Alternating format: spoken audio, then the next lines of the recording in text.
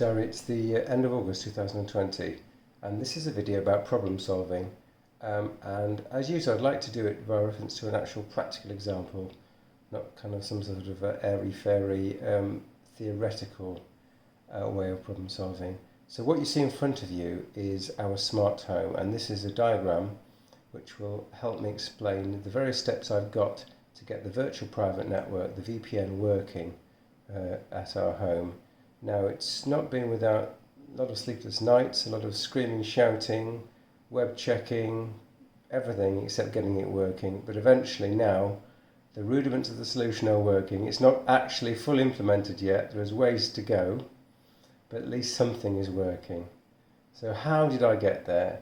And I'm going to do it by reference to what is the problem and some of the things that did work and some of the things that didn't work. So this square box here represents the house, and outside here's me trying to get into the house.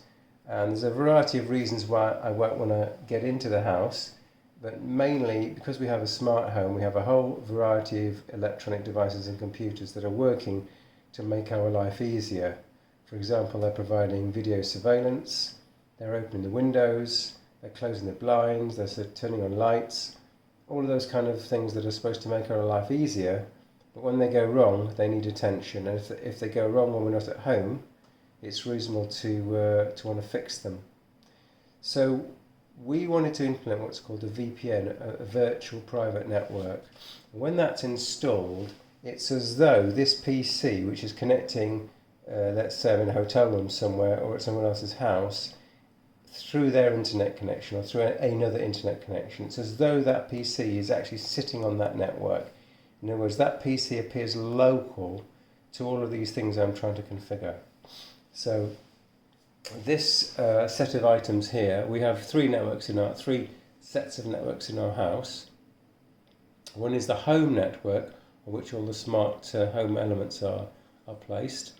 Then we have a separate secure network, which is the network on which normally our PCs and phones and other things might connect to. And thirdly, we have an ultra-secure network, which is a wired-only, non-wireless network on which any kind of data server would be stored. So the idea, there's an increasing level of security between this network, which has got two separate firewalls, one behind each other, and each device will have its own firewall and router, to this level of networking, which has one firewall, to this level of networking, which is the smart home network, which only has the boundary level firewall. What I wanted to say, I suppose, is that the most secure network here has actually got, well, it's got five firewalls. It's got the firewall here, it's got the boundary level firewall, it's got two independent firewalls, and then it's got the firewall on each of the individual machines. So if you can get past the five firewalls, you're in. But to this, our smart home network, you've got to get past the fibre router, past the boundary level router and firewall, and then onto the device itself, which will also have a firewall. So you've got to jump through these 3 points.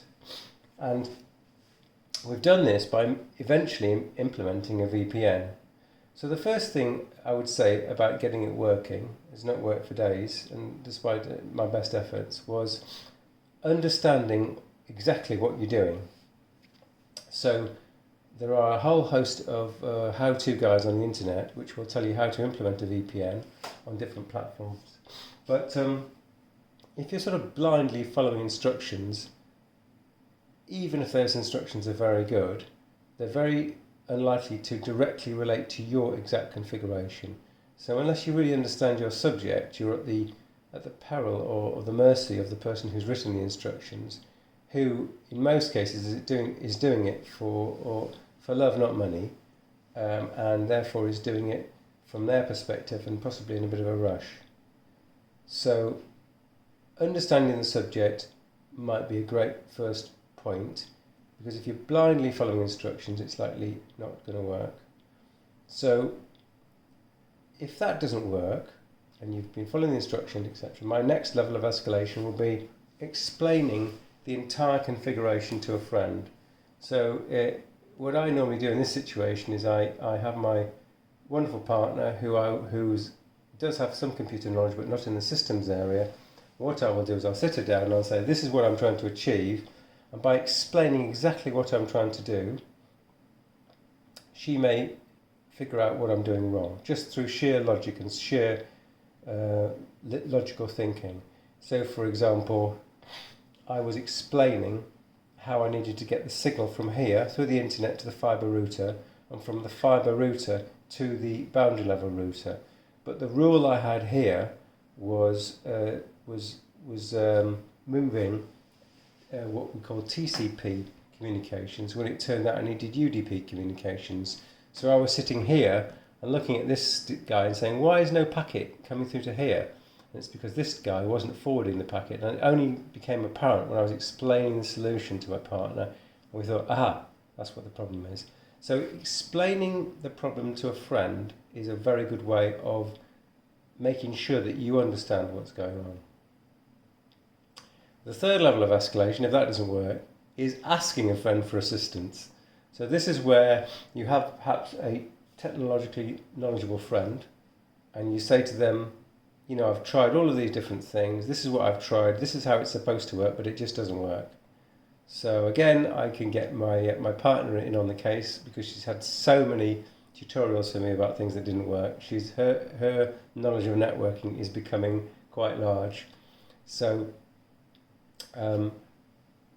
that's another way they can look at the problem and say, okay, well, I can see that the signal's getting here, but have you considered, for example, the firewall set up here? So they may be able to pick out an actual error, for example, on one of these firewalls. So we're up to point 3. Point 4. You've got a logical solution in your mind, which hopefully you've written down somewhere so it's nice and clear.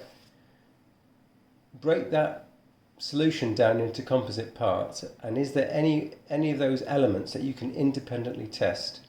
So, for example, one thing that happened to me when I thought I had everything working was that I took my PC, which I simulated, by the way, with a smartphone. So sitting in the study here, I have a PC connected to my smartphone, so on a completely different internet network than my actual PC. So it's as though I was, let's say, in a hotel room somewhere. So I took that PC, and it was coming through this fibre router. I could see the packets coming to here, but for some reason it just wouldn't work, So then I found out if I got my PC, my laptop, and I put it inside the smart home, which doesn't make any sense, but if I then connected it directly to this router, it worked. So by a process of logical elimination, it must be the configuration of the fibre router, the fibre router that was supplied to me from the ISP, from the Internet Services Provider, that was wrong. And so that cut out all the configuration on any of these machines or on this boundary router. So I could be convinced in this logical solution that I was trying to form, the PC with the original software that I put onto it could access the VPN, Virtual Private Network, by going directly to the boundary router. This doesn't make any sense, but it proved that the fibre router was actually the configuration issue. So a logical breakdown of each component of the solution, and if you can test each element, then that's always a plus. So with that in mind, I managed to think, well, okay, this solution doesn't work. So we're up to we're up to the last mechanism now. Is there an alternative mechanism? So with VPNs, I identified 3 different types of solution that I could implement. One was called PPTP, one was L2TP, and one was OpenVPN. OpenVPN. So PPTP is what Windows uses. Apple, of course, has to be different, doesn't want to use anything that Windows uses, so they implement something called L2TP for their VPN solutions. Meanwhile, the open source community has come up with something called OpenVPN. And so I was using PPTP, which didn't work. I was loath to use L2TP because it has a complex set of ports that are required to be edited here. And already the single port that I was using here wasn't working. So I thought, well, the chances of multiple ports being required for this Apple-esque solution is going to make things even less likely to work. So instead of that, I'm trying to use something called OpenVPN. And indeed, that's what worked. So we had the 3 different alternative solutions, and now I've had to create a completely separate computer here, and that's a VPN server. And so the flow is now the PC talking through the internet, going through the fiber router, going through the boundary level router, going to the VPN server and making that connection. So once this connection is made between here and here, this PC appears to be on this network, and then I can maintain all of this equipment. So I have talked about specific solutions, but what were the elements of the solutions? I'll start from the top. The first is understanding the subject. The second is explaining your solution to a friend. And in explaining the solution, often as not, you'll see the error that you've made yourself. Thirdly, asking your friend for some technical advice and a solution. So they may be able to look at the exact components of your solution and say, this is where it's not working. Fourthly, break down the logical solution that you've got into the different components and say, okay, well, can I replace this component? Can I replace this component with something different? Can I eliminate this component by going directly to the boundary router and therefore finding out where the problem is lying? Oh, the problem must be here. So testing each part, and finally, if that doesn't work, then finding a completely alternate solution. And that's what worked for me eventually, which was that instead of using the VPN capabilities of this boundary router firewall, I've made a completely separate little computer here. And that completely separate computer is talking to my computer here and making the link so I can jump in at any point. So there you are, Dari. That is the range of solutions that I went through.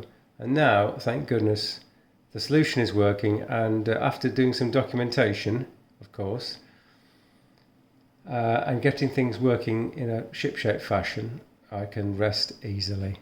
Thanks for watching.